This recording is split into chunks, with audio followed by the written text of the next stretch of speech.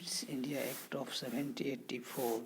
It was enacted to improve upon the provision of Regulating Act of 1773 to bring about the better discipline in the company system of the administration.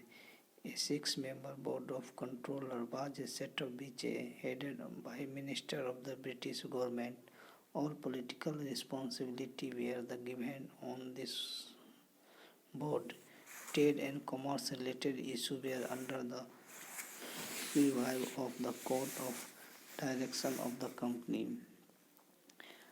Provinces had to follow the instruction of the central government, and Government General was empowered to dismiss the following Provincial Government Charter Act 1793. The main provision of the previous act were consolidated in this act, provided for the payment of salary of the member of the Board of Controller from Indian Revenue.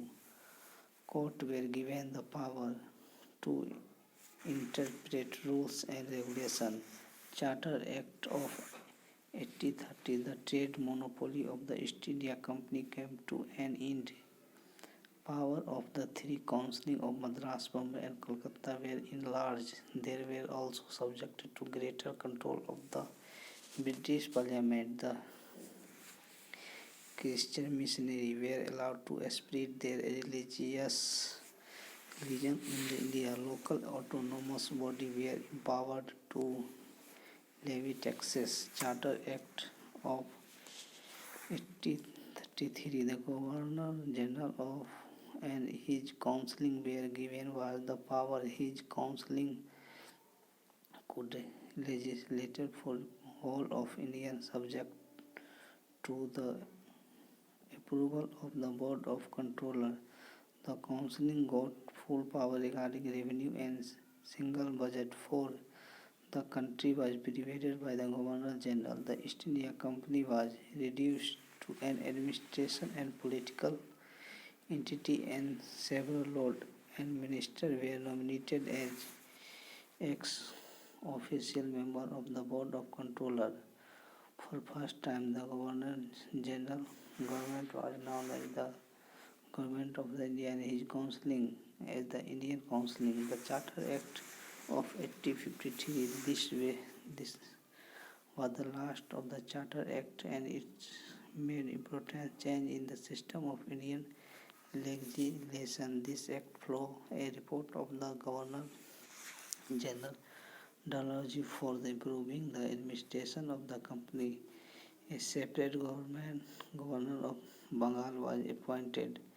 Legislative and administration functions of the council were separate. Identify recruitment of the company employee was to done through the competitive exam.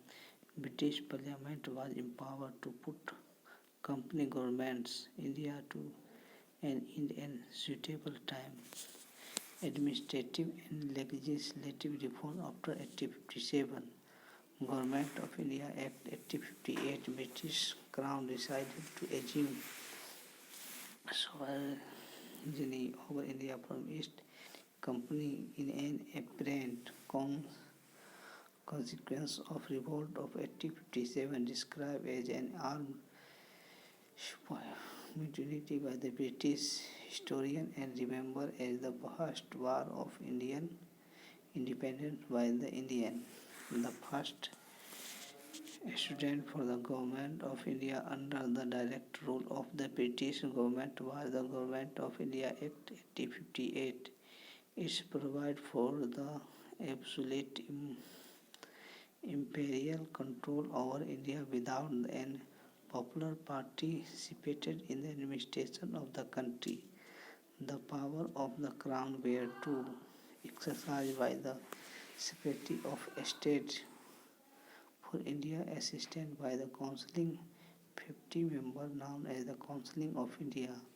The country was divided into provinces headed by the Governor of the and Governor of aided by his Executive Council. The power of government headed by function under superintendence, direction, control of the Government General. All matters All the authority of the governance of India is vested to Governor General Counseling, who was responsible Secretary of State. The Secretary of State ultimately responsible to the British Parliament.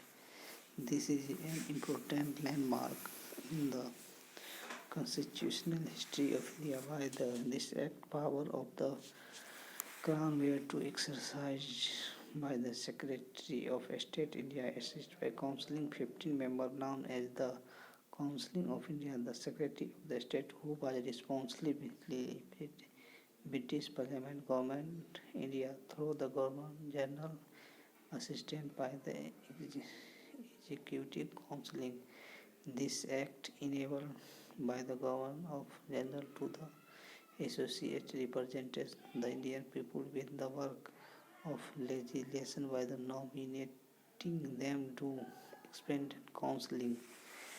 This act provided that Governor General Executive Counseling should include certain additional non-official members, well trusting and neither describe any sense in decentralize the legislative power of the Governor General Counseling and vested them in the Governor of Bombay and Madras. India Counseling Act 1892. The non-official members of the Indian Legislative Council were to be nominated by the Bengal Chamber of the Commerce and the Province Legislative Council. With non-official members of the Province Council were to be nominated by the central local bodies such as the University, District Board and Municipality Jamindari. It is the counseling were to have a power of discussing the budget and the addressing question to the executive.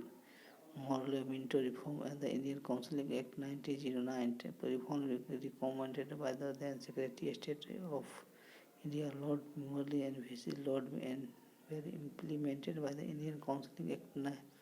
The maximum number of the additional members of the Indian Legislative Council, Governor General Council, was raised by 6 under the Act of 1892.